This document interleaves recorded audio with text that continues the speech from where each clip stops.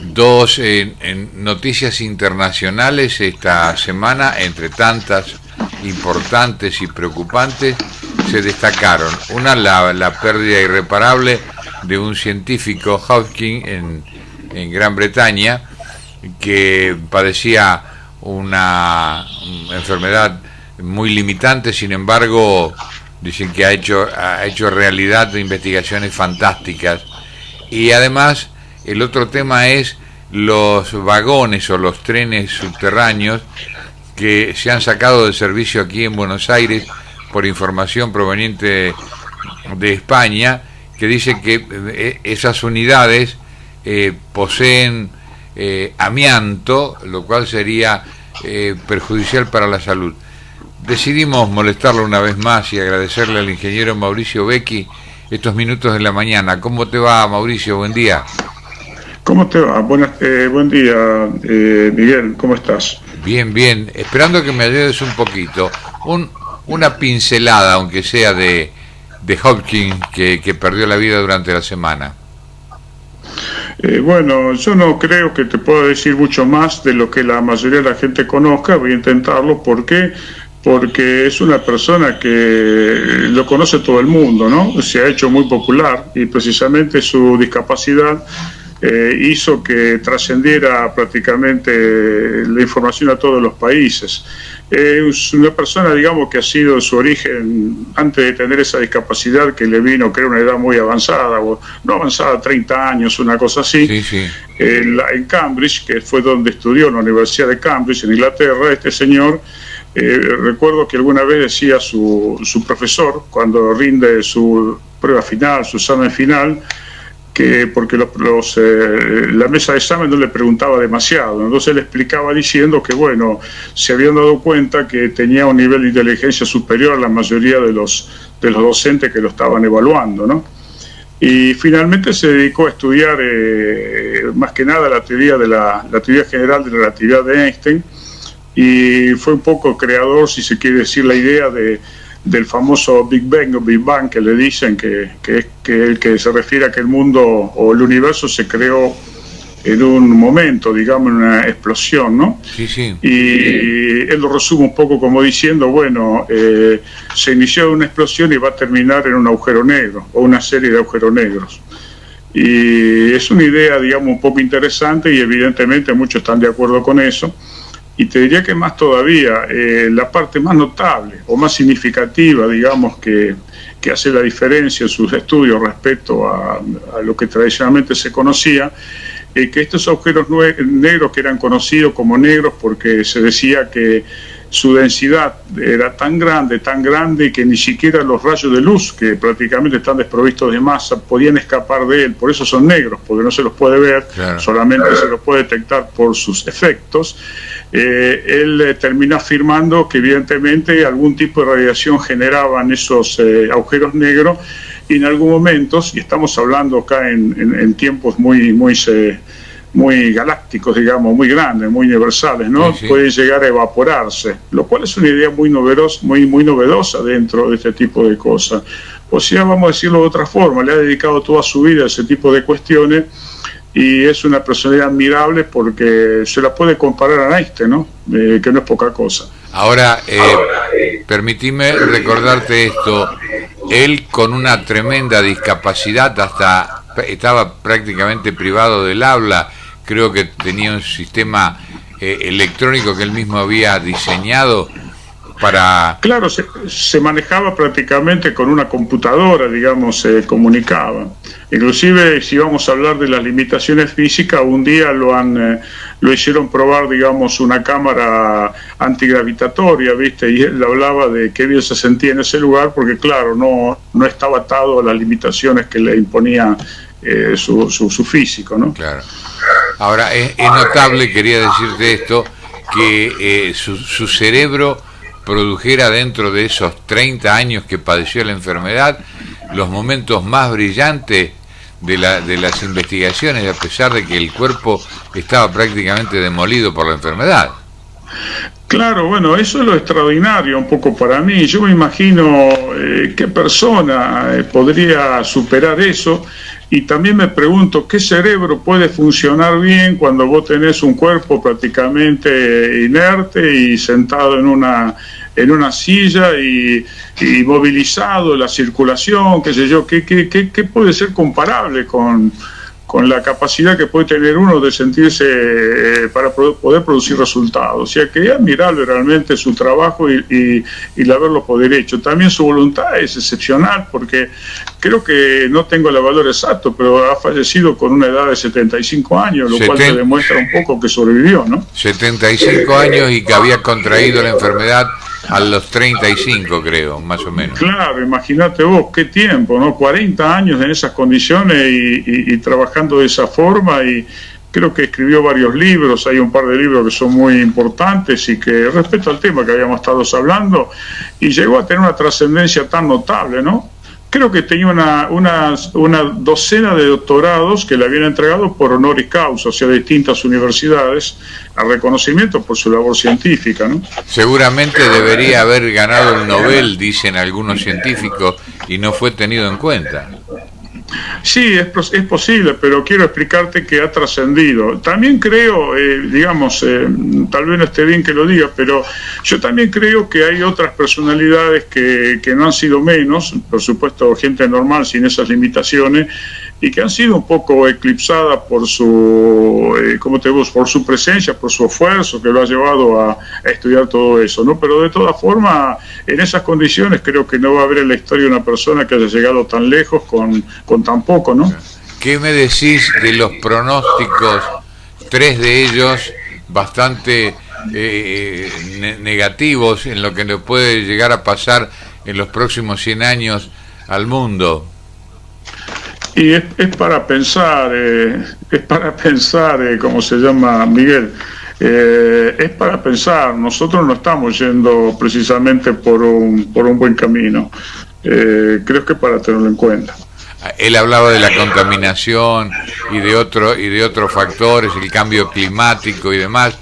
Esperemos que, viniendo de quién vienen, sean tenidos en cuenta en la magnitud política que esto significa. Pero te cambio de tema y está relacionado, porque el ambiente, la contaminación, surge de una noticia que también impactó días atrás, cuando se supo que había paro de trenes subterráneos. Averiguamos y era que habían retirado ya de circulación varios coches, porque desde España llegaba la noticia de que los habían sacado de circulación allá en el país europeo porque eran contaminantes. ¿Qué elementos llevan que contaminan y de qué se trata, Mauricio? Claro, yo te comento lo que he leído, por los medios. En realidad se están refiriendo, por lo que veo, al amianto o asbesto, que también se denomina asbesto. Y el amianto es una fibra que desde hace ya, 20 o 30 años es considerada cancerígena. Inclusive se han detectado en gente que trabajaba en esto de hace muchos años, que han tenido, que el nivel de cáncer ha sido más alto que en otro tipo de actividades. Y por lo tanto hay un montón ya de países que se han, han prohibido su uso, lo cual no quiere decir que sean todos. Por ejemplo, creo que en India se utiliza libremente, creo que Canadá es un exportador, por ejemplo. Lo que sí en todos lados hay, que es la parte clave, creo yo, reglamentación en cuanto a su manipuleo, porque el problema más grave se presenta no con el uso de algo que ya está impregnado de eso, sino el uso, o el trabajo con esos elementos que desprenden polvo y todo lo demás. Eso se da sobre todo en la construcción. Y yo hago una referencia a lo que nos puede suceder ahora con ese producto, ¿no? Por ejemplo, durante mucho tiempo, creo que ahora en algunos casos se utiliza ya vidrio o fibra de vidrio, pero los frenos y los embragues de los automóviles se hacen con asbesto, se hacen con este producto, ¿no? Y bueno, entonces el comentario es que si hay algo malo que lo libera al aire, eso precisamente ese tipo de cosas, y eso nadie lo está mirando. Y entonces, si voy a mirar un poquito el caso a lo cual hace referencia, que nadie dice nada, Yo les preguntaría que los frenos de los trenes, las zapatas de freno de los trenes, las zapatas de freno de los subtes, ¿de qué cosas son? Porque posiblemente todo el mundo esté mirando una cosa y es mucho más importante la otra. En la medida que este elemento esté hecho como un aislante o como una separación, y no lo sé, pero es muy probable que esté dentro de los paneles o de la aislación del coche, no creo que sea grave, digamos, que tenga acceso la gente y no lo afecte. Y entonces te termino hablando ahora de San Nicolás. En San Nicolás vos habrás visto, porque creo que lo podés ver, que cuando transitas te encontrás con que hay muchos tanques que están hechos con fibrocemento. Algunos tienen ese sigla Eternit, por ejemplo. Y bueno, la palabra fibrocemento viene que están hechos con fibras que están aglutinadas con el cemento. Y las fibras son precisamente de este producto. Y la gente está tomando agua continuamente y no se ha percatado y se preocupa mucho por eso. Vas a ver también que hay muchos techos que son de los clásicos fibrocemento que todavía están por ahí instalados. Y bueno, eso también es fibrocemento por esa misma razón, ¿es cierto? Porque es cemento, que son fibras de asbesto o de amianto, como quieras llamarlo, aglutinada por cemento, ¿no? ¿De dónde se origina el asbesto o amianto? Explícame un poquito, ¿cómo se obtiene? Es un producto de tipo mineral, de origen mineral, como si vos se tratara de cualquier otro elemento, qué sé yo, la cal, el talco, qué sé yo, que se obtiene, que está compuesto por fibras. Y entonces históricamente se ha prestado muy bien para aislaciones térmicas, por ejemplo en las calderas, para construcciones en los edificios. O sea, fíjate vos, para hacer placas, por ejemplo, de fibrocemento o si no de techos, chapas sacanera de techo, se le ha dado toda esa utilización. E inclusive seguramente que en San Nicolás, en muchas construcciones civiles, está aplicado y sigue conviviendo con nuestras construcciones. O sea, quiero decir, no es algo que vino de España y eso todo se terminó. Eso sí, como las legislaciones a veces son muy exigentes, puedo entender que los españoles han decidido dar de baja esos coches y los terminamos utilizando nosotros. Ahora, te pregunto esto, el asbesto o amianto, ¿está a la venta? ¿Alguien puede conseguir para...? Estimo, esa es la diferencia. Yo estimo que ya Argentina se suscribió a su prohibición, creo que por el 2002, por ahí. Quiere decir que yo ya no creo que esté a la venta. Lo que te quiero decir es que no esté a la venta, no quiere decir que convivamos con una serie de instalaciones que datan de tiempos anteriores, ¿no? Claro. Allí está la explicación. Claro. Bueno, todo esto seguramente tendrá algún rebote a nivel oficial, técnico y de salud a los fines de prevenir. Yo creo que hay mucha gente que no tiene ni idea de lo que es el asbesto, como me ocurría hasta hace instantes que hablo contigo, Mauricio, Claro, pero vos fijate que, por ejemplo, sería interesante que hubiera una comunicación, no por esto, sino anteriormente, como regla, ¿no? Si está prohibido a nivel municipal, una serie de reglamentaciones. Bueno, yo no conozco nada. Lo que sí estoy convencido que no se deben estar, por ejemplo, los tanques de agua ya no son más de fibrocemento, actualmente la mayoría son plásticos, o sea, no vas a poder conseguir a nadie que te provea uno de fibrocemento, o sea que no creo que se fabrique nada en este momento de asbesto, pero lo que sí creo es que hay muchas instalaciones con las que estamos conviviendo y no sé si retirarlo, pero saber que cuando alguien va a trabajar en eso es un problema. Te doy un ejemplo que hace muy poco mi señora, por ejemplo, estaba mirando una documental americana, donde hay una serie de arquitectos, viste, que te venden una casa, por ejemplo, y después te la mejoran.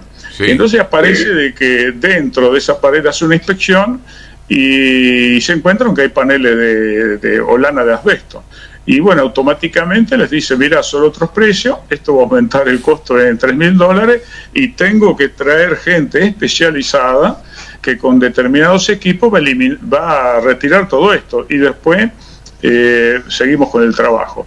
Bueno, yo creo que así están las cosas y seguramente ahí debe estar la legislación. Aquí todavía a lo mejor no están formalizadas, pero yo creo que eso se trata, de saber que eso está ahí y a la hora de trabajar habría que tener los cuidados pertinentes. Bien, vos me enumerabas la utilización que se hizo durante muchos años en techos y en otras.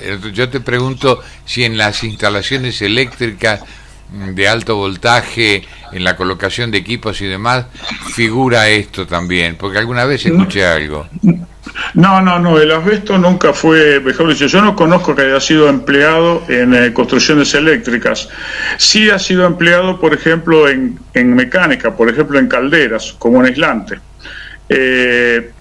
Ahí sí te puedo decir que es cierto, pero en la parte eléctrica habrás escuchado hablar del PCB.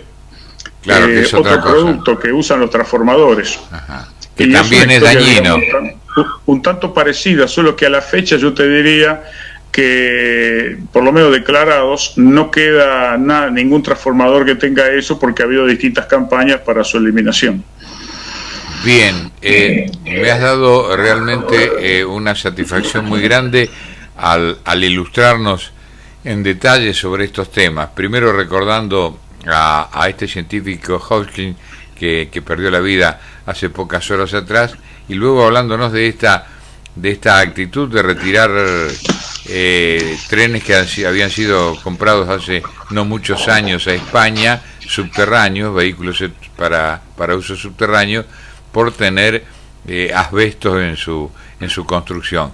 Ha sido el ingeniero Mauricio Becchi, que es consultor, además con eficiencia energética dentro de los temas, mantenimiento industrial y además energías renovables. Así que a nuestro amigo el ingeniero Mauricio Becchi, nuestro profundo agradecimiento, porque cada vez que queremos hacer una consulta que lo involucre, lo tenemos allí presente.